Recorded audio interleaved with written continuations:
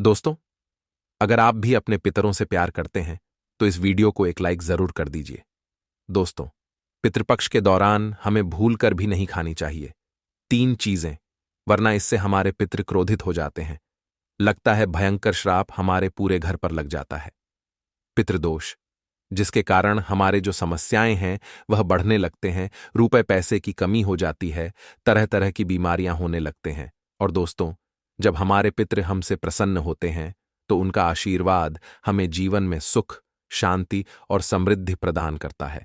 और जब हमारे पितर हमसे प्रसन्न नहीं होते हैं तो हमें पितृदोष का सामना करना पड़ता है, जो हमारे जीवन में रुकावटें, परेशानियां और कठिनाइयां लेकर आता है।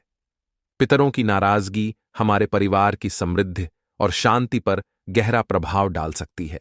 दोस्तों, पितृपक्ष का समय ऐसा होता है जब हम अपने पूर्वजों की आत्मा की शांति और तृप्ति के लिए विशेष रूप से श्राद्ध और तर्पण करते हैं। लेकिन इस दौरान कुछ गलतियां हो जाती हैं जो पितरों की नाराजगी का कारण बन सकती हैं। इसलिए यह जरूरी है कि हम इन गलतियों से बचें ताकि हमारे पितर हमसे प्रसन्न रहें और हमें उनका आशीर्वाद मिलता रहे। पितृपक्ष में सबसे महत्वपूर्ण है श्राद्ध और तर्पण की प्रक्रिया को सही तरीके से करना। अगर इसमें कोई चूक हो जाती है या हम सही विधि का पालन नहीं करते तो इसका परिणाम हमारे जीवन पर नकारात्मक रूप से पड़ सकता है। इसलिए जब भी श्राद्ध या तर्पण करें तो यह सुनिश्चित करें कि आप शास्त्रों में बताए गए हर नियम का पालन कर रहे हैं। इससे पितर प्रसन्न होकर हमें अपनी कृपा देते हैं और हमारे जीवन की हर समस्या का समाधान होता है। अब बात आती है पितृपक्ष के दौरान किन चीजों का सेवन नहीं करना चाहिए। पितृपक्ष के दिनों में हमें सात्विक और शुद्ध आहार का ही सेवन करना चाहिए। खासकर तामसिक भोजन जैसे मांस, मदिरा और लहसुन प्याज से बचना चाहिए। ऐसा माना जाता है कि इन चीजों का सेवन करने से पितर नाराज हो जाते हैं और उनका आशीर्वाद हमें नहीं मिलता।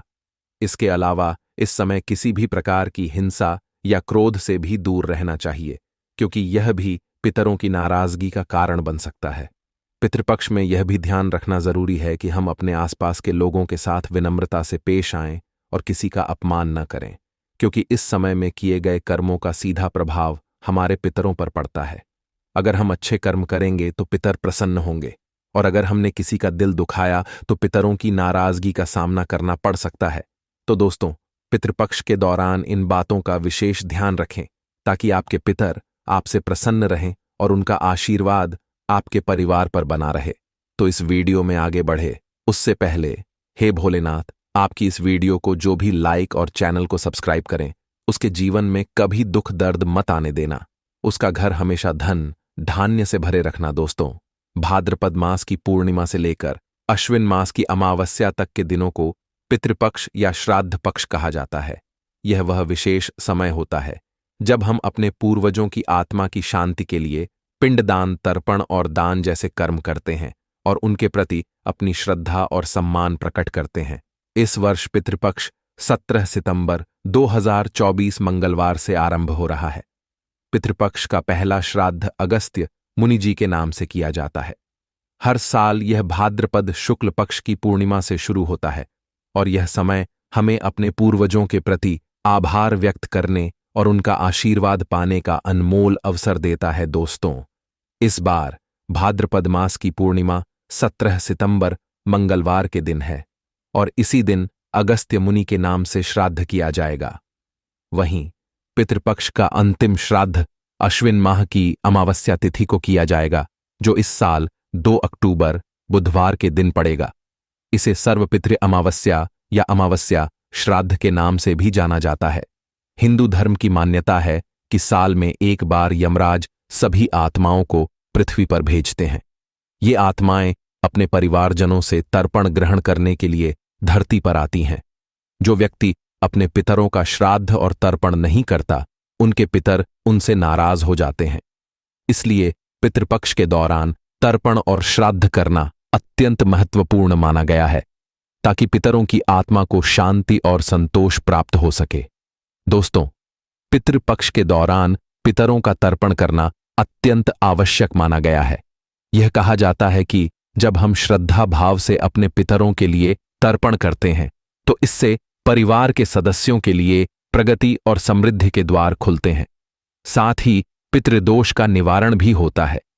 ऐसा माना जाता है कि जिस घर में पितृदोष होता है वहां वंशवृद्धि रुक जाती है।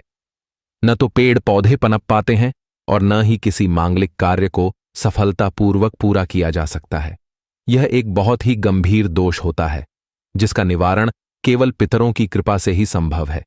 ब्रह्मवैवर्त पुराण के अनुसार देवताओं को प्रसन्न करने से पहले मनुष्य को अपने पितरों यानी अपने पूर्वजों को संतुष्ट करना चाहिए। जब हमारे पितर प्रसन्न होते हैं तभी हमारे कार्य सफल होते हैं और हमें जीवन में उन्नति प्राप्त होती है। इसलिए पितृपक्ष का यह समय बहुत ही महत्वपूर्ण है। इस समय में अपने पितरों के प्रति श्रद्धा और तर्पण अर्पित करना न केवल हमारी परंपरा है बल्कि यह हमारे जीवन में शांति, समृद्धि और सफलता लाने का मार्ग भी है। तो चलिए दोस्तों, अब जान लेते हैं कि पितृपक्ष में पितरों को कौन सा भोग अर्पित नहीं करना चाहिए और कौन सा जल अर्पण करने से बचना चाहिए। पितृपक्ष के दौरान हमारे पितरों की आत्मा को तृप्त करने और उनका आशीर्वाद प्राप्त करने के लिए हम तर्पण और श्राद्ध करते हैं, लेकिन इस प्रक्रिया में शुद्धता और पवित्रता का ध्यान रखना अत्यंत महत्वपूर्ण है।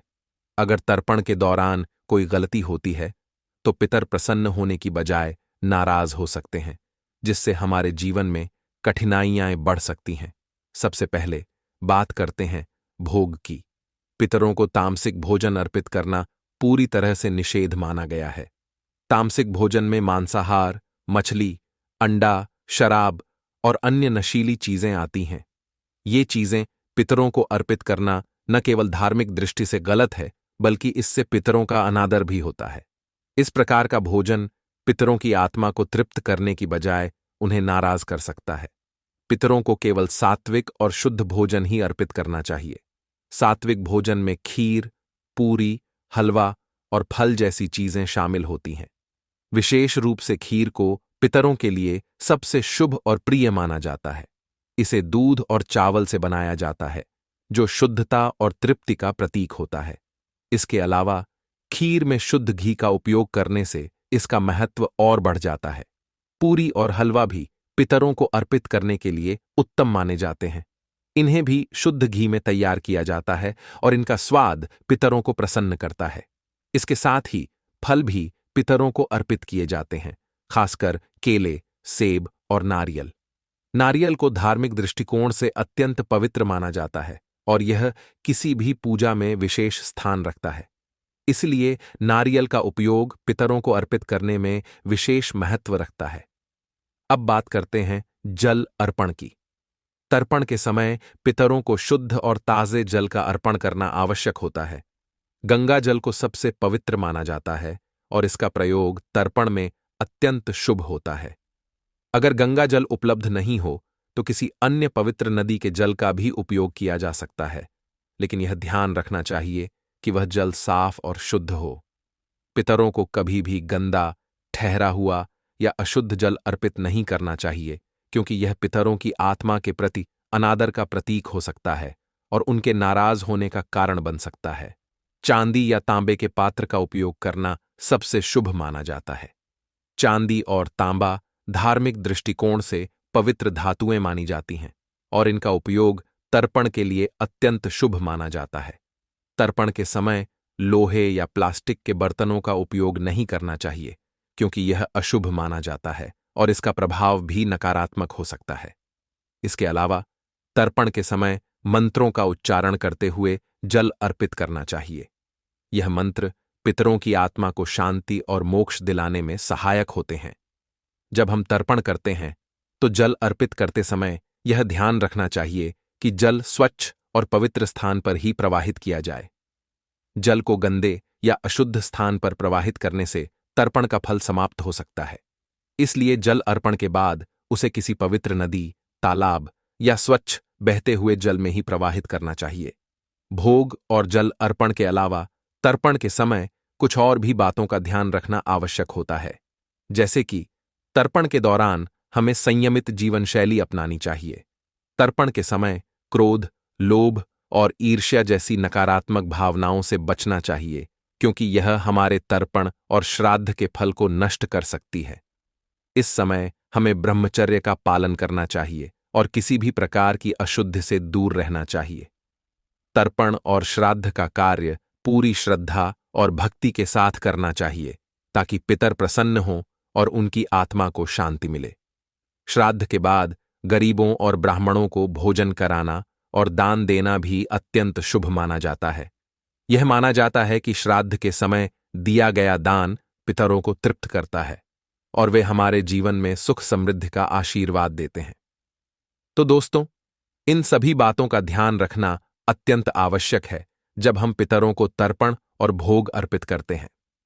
अगर हम इन बातों का पालन करेंगे तो पितर प्रसन्न होंगे और उनका आशीर्वाद हमारे परिवार के लिए सुख शांति और समृद्धि लेकर आएगा। दोस्तों, मान्यता के अनुसार अगर किसी मृत व्यक्ति का विधिपूर्वक श्राद्ध और तर्पण नहीं किया जाता तो उसकी आत्मा को इस लोक से मुक्ति नहीं मिल पाती और वह आत्मा इस धरती पर भटकती रहती है। इसलिए पितरों की मुक्ति के लिए पितृपक्ष का समय अत्यंत महत्वपूर्ण माना जाता है। यह वह विशेष समय होता है जब हम अपने पूर्वजों को श्रद्धापूर्वक स्मरण करते हैं और उनकी आत्मा की शांति के लिए तर्पण और पिंडदान जैसे पवित्र कर्म करते हैं। ऐसा माना जाता है कि इस समय किए गए इन कर्मों से पितर तृप्त होते हैं और हमें उनका आशीर्वाद मिलता है, जिससे हमारे जीवन में सुख शांति और समृद्धि का वास होता है।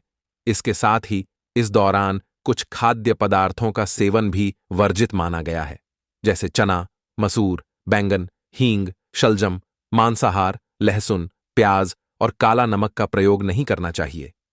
पितृपक्ष के दौरान सात्विक भोजन का सेवन करना चाहिए, जिससे मन और वातावरण दोनों ही पवित्र बने रहें। इस समय घर में ऐसा भोजन बनाना चाहिए जो पवित्र और पौष्टिक हो, क्योंकि यह वातावरण को शुद्ध बनाए रखता है और श्राद्ध के लिए आदर्श माना जाता है। हिंदू धर्म में यह माना जाता है कि जब हम पितरों का श्राद्ध और तर्पण करते हैं तो हमारे पितर प्रसन्न होकर हमें आशीर्वाद देते हैं। श्राद्ध और तर्पण के माध्यम से हम अपने पितरों की आत्मा की शांति और संतोष के लिए प्रार्थना करते हैं। यह कर्म न केवल पितरों की आत्मा को मुक्ति दिलाता है, बल्कि हमारे परिवार के सदस्यों के लिए सुख समृद्धि और उन्नति के मार्ग भी खोलता है। इसलिए पितृपक्ष के दौरान अपने पितरों का श्राद्ध और तर्पण करना न भूलें। यह न केवल हमारे पितरों को संतुष्ट करता है, बल्कि हमारे जीवन में भी सकारात्मकता और समृद्धि लाता है। इस समय का पालन पूरी श्रद्धा और भक्ति के साथ करें ताकि आपके जीवन में पितरों का आशीर्वाद सदैव बना रहे। दोस्तों, पितृपक्ष के इन 16 दिनों में कुछ महत्वपूर्ण नियमों का पालन करना आवश्यक है। सबसे पहले इस दौरान किसी भी प्रकार के नशीले पदार्थों का सेवन नहीं करना चाहिए। साथ ही जो व्यक्ति श्राद्ध कर रहा है उसे इन 16 दिनों तक ब्रह्मचर्य का पालन करना चाहिए। इसके अलावा इस समय में किसी भी प्रकार के नए वस्त्र आभूषण या कीमती सामान खरीदने से बचना चाहिए, क्योंकि यह समय पितरों के प्रति समर्पण और शांति का होता है। जब श्राद्ध की तिथि का चयन हो जाए तो श्राद्ध कर्म को विधिपूर्वक करने के लिए किसी विद्वान पुरोहित को बुलाना चाहिए। श्राद्ध में तर्पण के लिए तिल जल चावल कुशा और गंगाजल का प्रयोग अवश्य करें, लेकिन पितरों को विशेष प्रसन्न करने के लिए सफेद पुष्प उड़द गाय का दूध, घी, खीर, समा के चावल, जौ, मूंग और गन्ने से बना हुआ भोजन भी श्राद्ध में अर्पित करना चाहिए। यह सामग्रियां पितरों को अत्यंत प्रसन्न करती हैं और उनकी आत्मा को शांति प्रदान करती हैं। तुलसी, आम और पीपल के पेड़ों पर पितृपक्ष के दौरान जल अर्पित करना भी एक महत्वपूर्ण कर्म है। ऐसा करने से पितरों का आशीर्वाद प्राप्त होता है और परिवार में सुख शांति बनी रहती है। जब आप अपने पितरों का श्राद्ध कर रहे हों तो सूर्य नारायण को जल अर्पित करें और गायत्री मंत्र तथा पितृस्तोत्र का पाठ दक्षिणमुखी होकर करें। यह प्राचीन विधि पितरों की आत्मा को शांति देती है और श्राद्ध को सफल बनाती है। पितृपक्ष का यह समय हमारे पितरों के प्रति सम्मान और कृतज्ञता व्यक्त करने का अवसर होता है।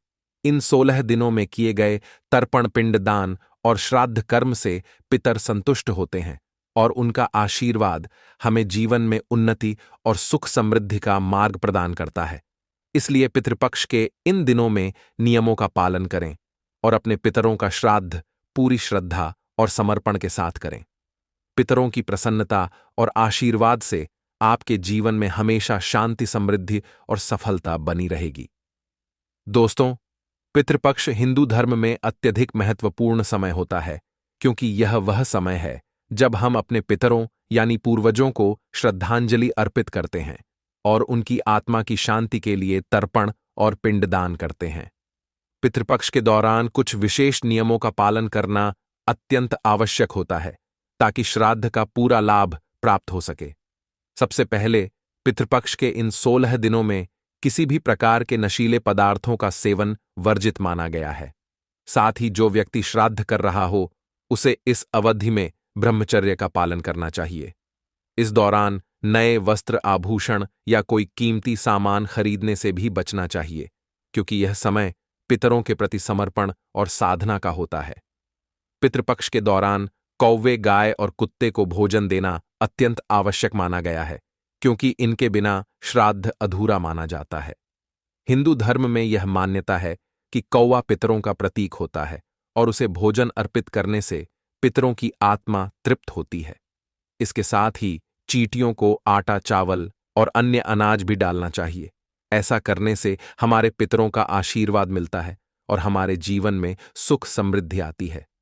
श्राद्ध के दौरान घर में सात्विक भोजन बनाना चाहिए और खास तौर पर उस भोजन का ध्यान रखना चाहिए जो आपके पितरों को प्रिय था। इस समय लहसुन और प्याज का उपयोग नहीं करना चाहिए, क्योंकि इसे अशुद्ध माना जाता है। मान्यता है कि जब हम पितरों का स्मरण करते हैं और उनके लिए भोजन बनाते हैं तो वे घर आते हैं और भोजन ग्रहण कर तृप्त होते हैं। तर्पण और पिंडदान के बाद पुरोहित और ब्राह्मणों को भोजन कराना अत्यंत आवश्यक है। ब्राह्मणों को भोजन कराने के बाद उन्हें दक्षिणा, वस्त्र, चावल, दाल, चीनी, नमक, मसाले, कच्ची सब्जियां, तेल और मौसमी फल दान में देना चाहिए। इसके बाद पितरों को धन्यवाद देना चाहिए और जाने अनजाने में हुई किसी भी गलती के लिए क्षमा मांगनी चाहिए। इसके बाद पूरे परिवार के साथ श्रद्धा और समर्पण के साथ भोजन ग्रहण करना चाहिए। अब बात करते हैं पितरों का तर्पण। किस तिथि को करना चाहिए और किस प्रकार से किया जाना चाहिए? श्राद्ध करने का प्रमुख नियम यह है कि दिवंगत परिजनों की मृत्यु की तिथि के अनुसार ही उनका श्राद्ध किया जाता है। यदि आपके किसी परिजन की मृत्यु प्रतिपदा तिथि को हुई है तो उनका श्राद्ध प्रतिपदा तिथि को ही करना चाहिए। जिन परिजनों की आकस्मिक मृत्यु या दुर्घटना में मृत्यु हुई हो उनका तर्पण और श्राद्ध चतुर्दशी तिथि को किया जाता है। यदि किसी पितर की मृत्यु तिथि ज्ञात नहीं हो तो उनका श्राद्ध सर्वपितृ अमावस्या के दिन करना उचित माना गया है। सुहागन महिलाओं का श्राद्ध नवमी तिथि को किया जाता है, जबकि सन्यासियों का श्राद्ध द्वादशी तिथि को करना चाहिए। अब मैं आपको 2024 के पितृपक्ष की तिथियों के अनुसार श्राद्ध के सही समय की जानकारी देता हूं। देखिए, पितृपक्ष की शुरुआत 17 सितंबर 2024 मंगलवार को होगी। इस दिन भाद्रपद पूर्णिमा है तथा चतुर्दशी तिथि का श्राद्ध 30 सितंबर 2024 सोमवार को किया जाएगा। सर्वपितृ अमावस्या 2 अक्टूबर 2024 बुधवार को पड़ेगी। नवमी तिथि का श्राद्ध 27 सितंबर 2024 शुक्रवार को होगा। द्वादशी तिथि का श्राद्ध 29 सितंबर 2024 रविवार को किया जाएगा। दोस्तों, यह तिथियां 2024 के पंचांग के अनुसार हैं, ताकि आप अपने पितरों का श्राद्ध और तर्पण सही समय पर कर सकें। यह अत्यंत महत्वपूर्ण समय होता है जब हम अपने पूर्वजों के प्रति कृतज्ञता व्यक्त करते हैं और उनकी आत्मा की शांति के लिए तर्पण और पिंडदान करते हैं। इस दौरान आपको ध्यान रखना चाहिए कि घर का वातावरण शुद्ध और शांतिपूर्ण हो। श्राद्ध के दौरान किसी भी प्रकार की अशुद्धता से बचना चाहिए और हर काम श्रद्धा और समर्पण के साथ करना चाहिए। पितृपक्ष का यह समय हमें यह सिखाता है कि हमें अपने पितरों के प्रति श्रद्धा और कृतज्ञता व्यक्त करनी चाहिए और उनका आशीर्वाद प्राप्त करने के लिए शुद्ध और सात्विक जीवन शैली का पालन करना चाहिए। पितरों की आत्मा को शांति और संतोष प्राप्त करने के लिए तर्पण और पिंडदान के समय शुद्ध और सात्विक भोजन अर्पित करना अत्यंत महत्वपूर्ण होता है। इस दौरान पितरों को भोग के रूप में खीर, सफेद चावल, तिल और मौसमी फल अर्पित करने से उनकी आत्मा को संतोष प्राप्त होता है और वे प्रसन्न होकर परिवार के सभी सदस्यों को आशीर्वाद प्रदान करते हैं। पितृपक्ष के दौरान ब्रह्मचर्य का पालन करना भी अत्यंत आवश्यक माना जाता है।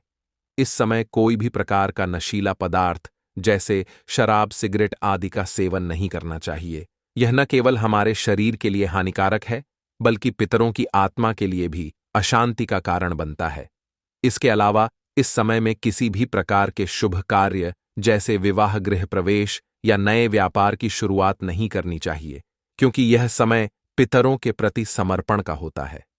पितरों को प्रसन्न करने के लिए जो भी भोजन अर्पित किया जाता है, उसे पूरी श्रद्धा और भक्ति के साथ अर्पित किया जाना चाहिए। भोजन को शुद्धता से बनाना चाहिए और इसे पवित्र भावना के साथ पितरों को अर्पित करना चाहिए। पितरों को भोग लगाने के बाद पुरोहितों और ब्राह्मणों को भी भोजन कराना चाहिए और उन्हें दान देना चाहिए, ताकि पितरों की आत्मा को शांति मिल सके और उनका आशीर्वाद प्राप्त हो सके। श्राद्ध और तर्पण के बाद ब्राह्मण भोज का विशेष महत्व होता है। ब्राह्मणों को भोजन कराना और उन्हें वस्त्र दान करना अत्यंत शुभ माना जाता है। दान में आप उन्हें चावल, दाल, घी, तेल, कच्ची सब्जियां, फल और अन्य आवश्यक वस्तुएं दे सकते हैं। इसके अलावा ब्राह्मणों को दक्षिणा भी अवश्य देनी चाहिए, ताकि पितरों की आत्मा को संतोष प्राप्त हो सके। इसके बाद पितरों को धन्यवाद देना और उनसे जाने अनजाने में हुई किसी गलती के लिए क्षमा मांगना भी अत्यंत महत्वपूर्ण होता है। यह हमारी परंपरा का हिस्सा है और इससे पितरों की आत्मा को शांति मिलती है। पितरों से क्षमा मांगकर हम उनके प्रति अपनी श्रद्धा और समर्पण प्रकट करते हैं और यह सुनिश्चित करते हैं कि हमारे कर्म शुद्ध और पवित्र हों। पितरों की प्रसन्नता के लिए हमें पूरे परिवार के साथ श्रद्धापूर्वक भोजन ग्रहण करना चाहिए। इस समय पूरे परिवार के साथ मिलकर पितरों की पूजा करना और भोजन अर्पण करना अत्यंत शुभ होता है।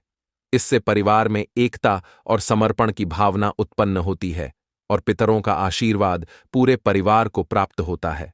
तो दोस्तों, इस पितृपक्ष के दौरान इन सभी बातों का ध्यान रखें और अपने पितरों का श्राद्ध, तर्पण और पिंडदान पूरी श्रद्धा और भक्ति के साथ करें, ताकि उनकी आत्मा को शांति प्राप्त हो और उनका आशीर्वाद आपके जीवन में सुख, समृद्धि और शांति लाए। तो दोस्तों, इस वीडियो में बस इतना ही। हम मिलेंगे कि सही नहीं और खास जानकारी के साथ, तो वीडियो को लाइक और चैनल को सब्सक्राइब जरूर कर लीजिएगा।